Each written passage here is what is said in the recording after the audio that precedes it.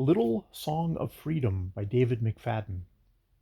The poet tries to win back the heart of his deceitful mistress and to regain some self-respect by pretending that he no longer cares for her, after La Libertà by the famous librettist Pietro Metastasio, 1698 to 1782.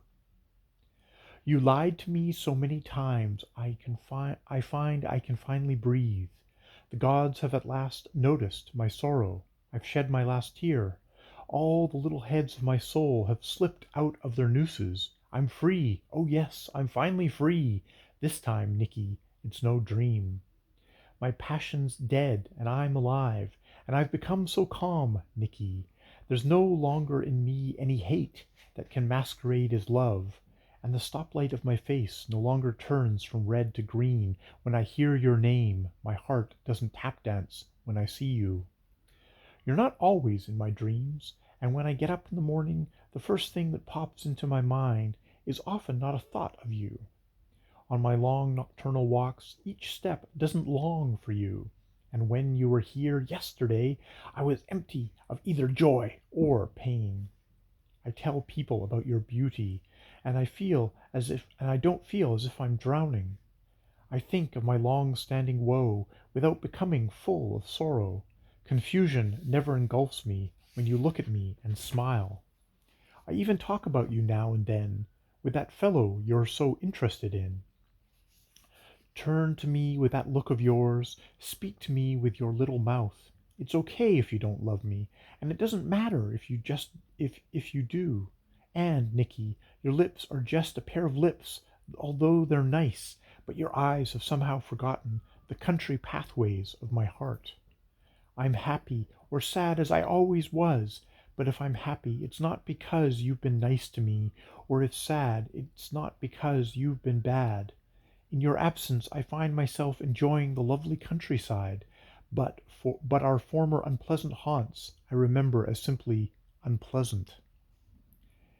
If you listen, you'll hear the truth. You are surely a beautiful woman, but I find I no longer think of you as the most lovely in all the world.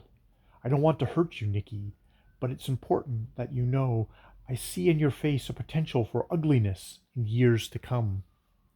It makes me blush to confess this, but I felt my heart breaking in two. I thought of death when I decided I'd had enough of your deceit. But passing suffering's nothing if it lets us reclaim ourself. No woe like the woe of freeing oneself from woe, and no gladness.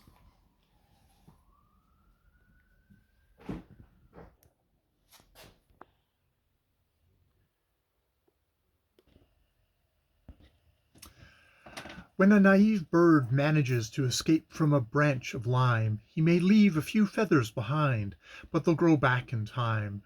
Small price to pay for wisdom. Henceforth that bird'll be wary of human treachery. He'll always have his little eye out for betrayal. When I say my passion's dead, I know you don't believe me. I say it so often, for I'm a poet, and I don't know how to shut up.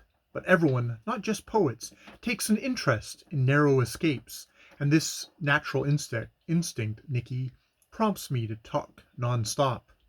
A freed slave will often mount his chains where they'll be seen. The veteran of foreign wars is pleased to show his awful scars. It's our duty to tell the world that the human spirit can bear a lot and still survive, can visit death's dateless night and see the dawn. My little poem is fashioned for my own selfish satisfaction. It's no concern of mine that you won't believe I've lost my passion. Neither the poet nor the poem cares about your response, and I don't care whether or not your ears prick up when you hear my name. For I have left a faithless woman, and she has lost a sincere beau, who will be the first to achieve consolations not yet mine to know. This I do know, Nicky, you'll never find a faith so true, but any old time I desire betrayal, it'll be easy to find another you. And that is A Little Song of Freedom by David McFadden.